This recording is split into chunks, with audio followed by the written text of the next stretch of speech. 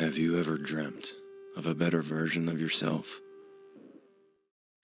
When someone recommended the substance to me, I braced myself for a full-on gore fest, expecting something as nauseating as it was entertaining.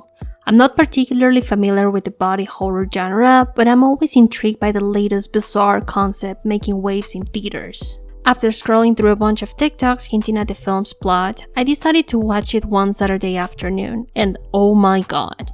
While I was definitely prepared for a shock, I didn't expect to be so deeply moved by it. Yes, moved, because despite the plot, the nudity, and the truly shocking extremes the main character pushes her body to, the film carries a surprisingly poignant message about the relationship we have with our own bodies and ourselves, and how it's heavily impacted by external factors. A message that seemed to be lost on some members of the audience I've observed over the past couple of weeks, which makes me wonder, did we watch the same movie? So I watched The Substance last weekend and I've got a lot to unpack, both about the film and the audience that saw it, myself included. I'd usually skip this kind of disclaimer. Well, I don't, really. But just to be safe, spoiler alert. From the very first scene, The Substance draws attention to the ephemeral nature of Elizabeth's world. Her star on the Hollywood Walk of Fame is placed with great fanfare, only to just be as quickly forgotten and neglected. An apt metaphor for Elizabeth's career, which is inextricably tied to how she perceives herself. As a woman who has dedicated her entire life to her work, Elizabeth is completely dependent on the approval of her audience and the media. This leaves her with no visible support system. She has no family, no friends, no partner, not even a pet or a close acquaintance who could offer her the warmth of a genuine connection. It's no surprise then that her firing becomes a devastating blow, a shattering of the fragile identity she has built around her career. When Elizabeth first encounters The Substance, she runs into one of her old acquaintances, who, despite not treating her poorly for losing her youth, still emphasizes how beautiful she still is after all these years. This interaction subtly implies that Elizabeth has always been valued primarily for her appearance.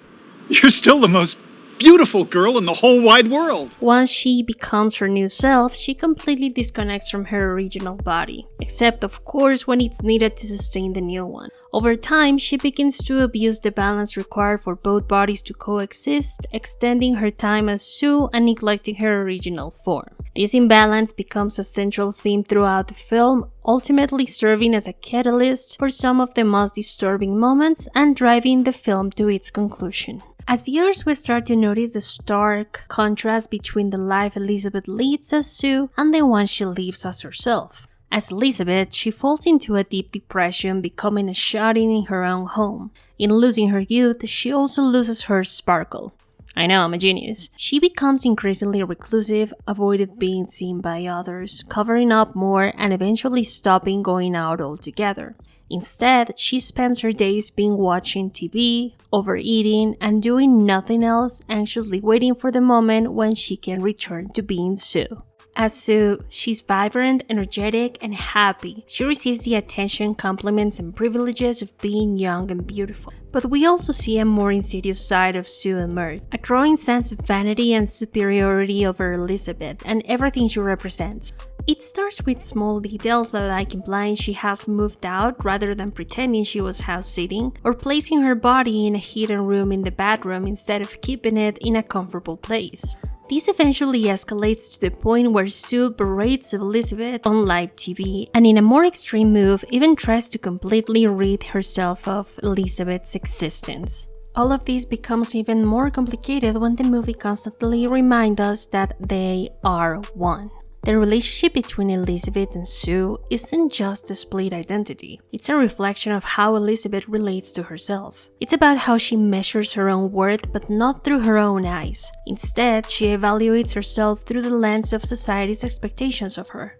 Since losing her youth, Elizabeth has lost what made her relevant. She feels as though she no longer deserves to exist. In her eyes, she's become useless and obsolete. Sue, her younger, bouncier, and shinier self, is now the one who will carry on her legacy, as if Elizabeth's older form was never important to begin with. Elizabeth attempts to challenge this mindset after meeting another user of the substance, the nurse who firstly recommended it to her. She agrees to go out with an old acquaintance, hoping to reclaim some part of her former life, only to be stopped by the harsh reminders of what she believes she has lost. She feels as though she doesn't deserve to live unless she can meet the standards society has imposed on her. But when she becomes Sue again, she suppresses these thoughts. She doesn't need to worry about it anymore. She's young again. She's the standard now and nothing else matters. In fact, she becomes increasingly ruthless and dismissive of her older self, as if she's daring her to interfere with the life she believes to be entitled to as a young woman.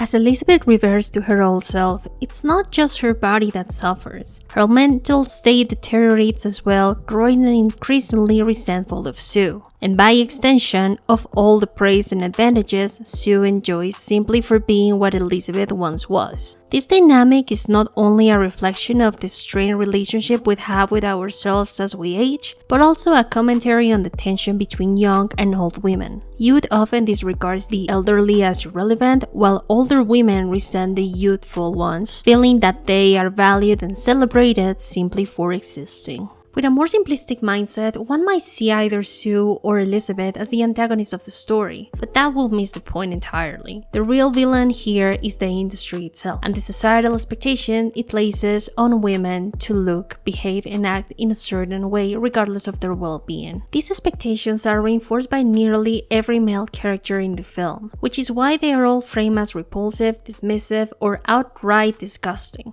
A prime example of this is Dennis Quaid's character. Despite the film's many shocking moments, the most revolting ones are those involving the network executives, particularly Quaid's character. His whole portrayal, from his outfit choices to the lingering close-ups and unsettling camera angles, is designed to make him as unpleasant as possible in the audience's eye. We are meant to associate him with everything that is wrong with the industry, and by extension, everything that is wrong with the way society treats women. That's what we want tonight. Pretty girls should always smile. Every allusion to the detriments of aging in the film is triggered by male attention. We see this when the executive fires Elizabeth, when the casting people are selecting Elizabeth's replacement, when she's at a bar and observes a man flirting with a young woman, or later when Elizabeth meets the guy she's hooked up with as Sue and notice how different his treatment to both of them is.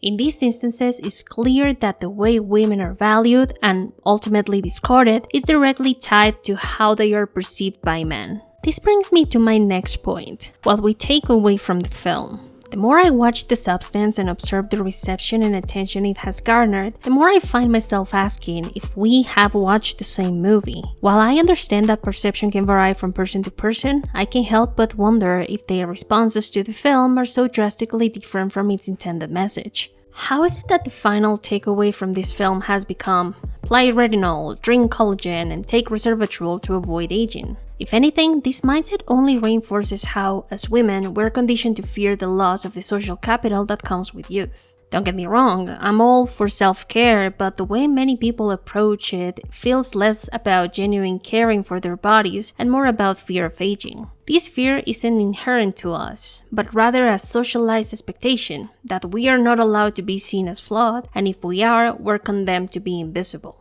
All of this is compounded by the countless edits I've seen that emphasize Margaret Qualley's character and beauty compared to the few that highlight Demi Moore's character. In a way, this mirrors exactly what the film critiques, the failure to respect the balance. If I see you make an edit to the movie The Substance, your edit better respect the balance. Okay? Did you learn nothing? Nothing. Like if I see you make an edit of Sue, I'm gonna be like, okay, where's the Elizabeth part? Like the message of that movie was so clear, and yet people walked out of the theater instead of feeling like all of the feelings they were supposed to feel. Like when experiencing that, what they took away from it was not, you know, what they should have taken away from it. What they took away from it was, wow, Sue is really hot. The message some people have taken away seems to be, take care of yourself while you're young so you don't have to age too quickly. Ironically, this is the very mentality that led Elizabeth to become Elisa Sue in the first place. A monster forged by impossible expectations, shaped by the cruelty of its surroundings, and driven by a desperate yearning for love.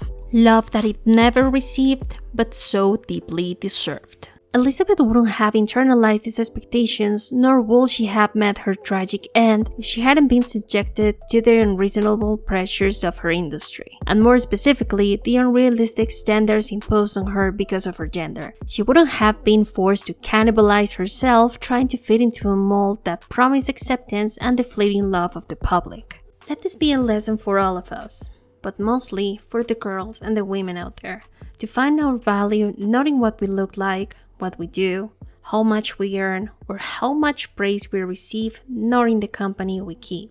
Our worth lies simply in our existence, appreciating our essence in a world that's constantly pressuring us to strip it away. But I would like to hear your opinions. Please write them in the comments, and once again, thank you for watching. Don't forget to subscribe, like, comment, and share. But in the meantime, take care of yourself.